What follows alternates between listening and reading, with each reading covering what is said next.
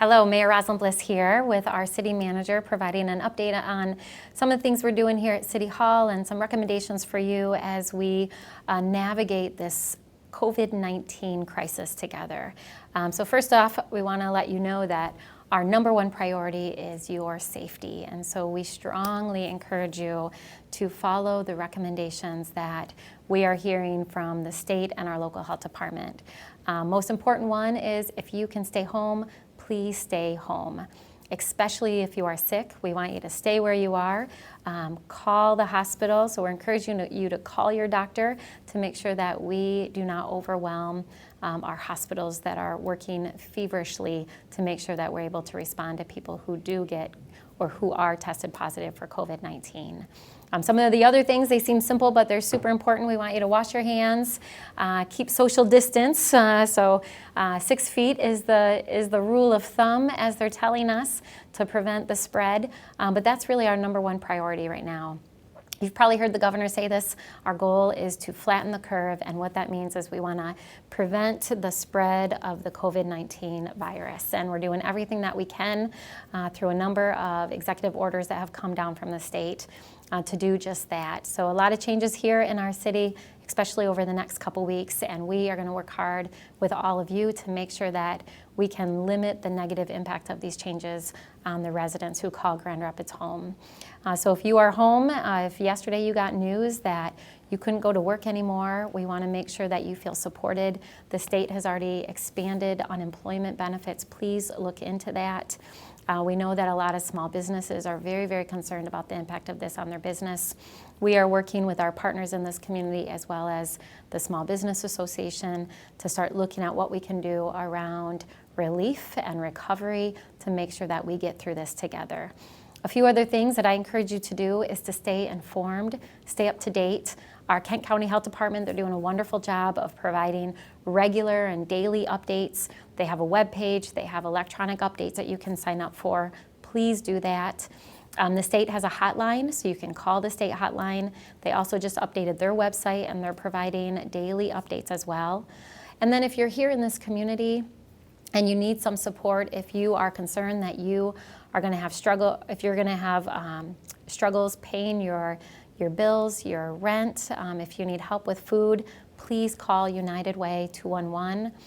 We do have a number of sites that Grand Rapids Public Schools has set up for grab-and-go meals. There are 7 different sites throughout our city. Please take advantage of that. We are here to support you. If you are healthy and you have the will and the desire to help out, we can use your help right now. I know United Way is looking for volunteers.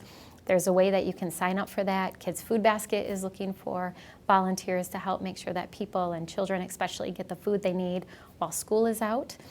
And then it's time to come together as a community. And I've always said the one thing I love about this city and what I love the most is the people that are here. And we are a compassionate and kind and generous community. And now is the time to be the best neighbor that we possibly can be. So it's about coming together, supporting one another through this. If you do have an elderly neighbor, or if you are concerned about someone, please pick up the phone and check on them. If you are running to the store, you can ask your neighbors if there's something that you can pick up for them. But let's take this moment to not only take care of ourselves and our families, but also the people around us.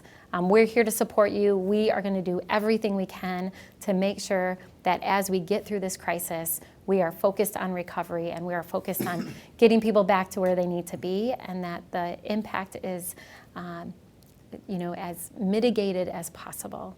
And so with that, let's hear about some of the things that the city manager has implemented. He's been taking the lead here at the city with our incredible emergency operating team, and I will turn it over to him.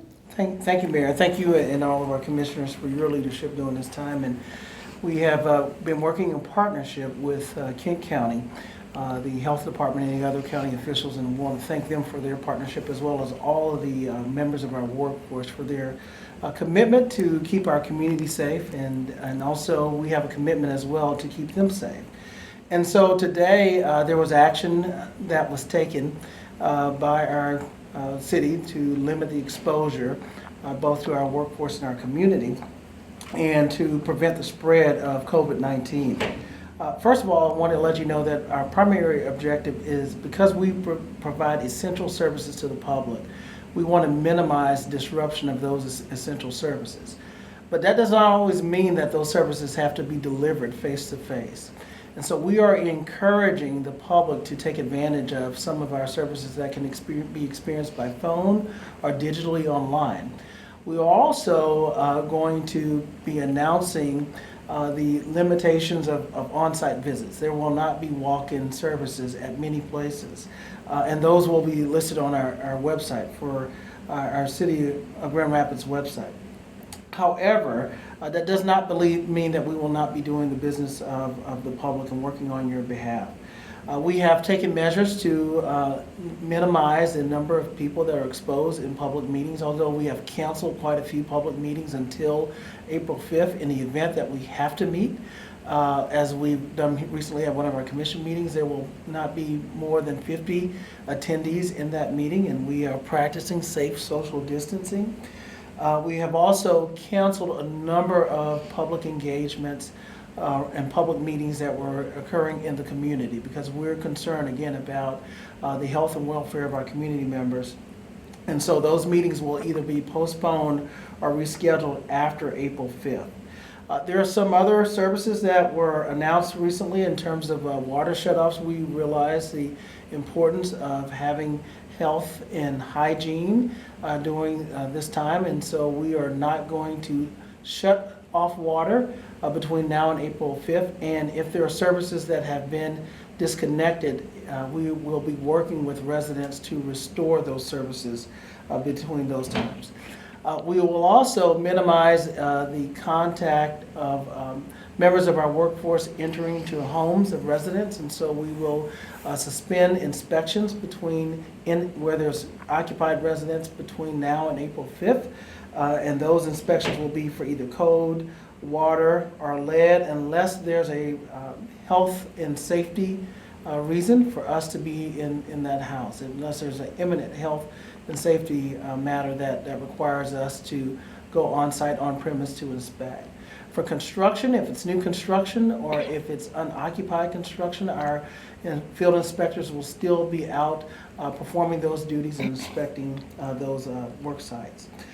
We have also rescheduled some of our meetings that we intended for night out and other public engagements, and so again, we want to minimize our exposure to the public. You may have already heard about May Mobility and the cancellation of the autonomous vehicles. That service has been suspended through the end of the month. And we're also not permitting any outdoor events at this time.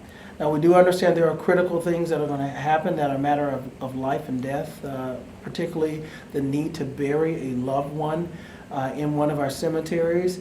And we're asking, we will be working with the funeral directors and those that are in charge of those services to limit the gathering to no more than 50 people in those circumstances. We're going to try to be as flexible as possible with our workforce and encourage them to telecommute or to have alternative work schedules, particularly those who, like many of you, have school-aged children and have been impacted by the closure of public schools. And we're going to be real flexible with your leave benefits and try to work with our employees. And the commission has given us, even though we will not have a commission meeting in over a month, they have given some additional administrative flexibility to me to be able to make decisions to make sure that there's no lapse in city services. And I want to reiterate what the mayor said earlier. We are focused on economic, not only our response to this public health and safety incident, but also economic recovery and assistance. I had the privilege to attend one of our local businesses with the mayor yesterday, right before the required moment of closure, and it was real. The impact, the fact that someone was noticed the day of the closure, at 9 o'clock in the morning, that by 3 o'clock that they would not have a job. And so we're real sensitive to that, and we want to make sure that we can assist in providing the resources that are necessary. But we're also fortunate that of all the cases that have happened till this point, that we've not had a fatality in our county. And so even though we've had confirmed cases, we still want to protect the public health and welfare and minimize the need for the worst outcome with this COVID-19 virus. Yeah. And just in closing, we know that this is a scary time and there's a lot of uncertainty. What we want you to know is that we are in this together. We are a strong, strong community, a community filled with people who care about one another and they love this city. And it's a hard time right now that we're going through, but when we come out on the other side, we're gonna figure things out together and we will move forward together, and we will be committed. We are with you 100% of the way. And if you need anything, please reach out to us.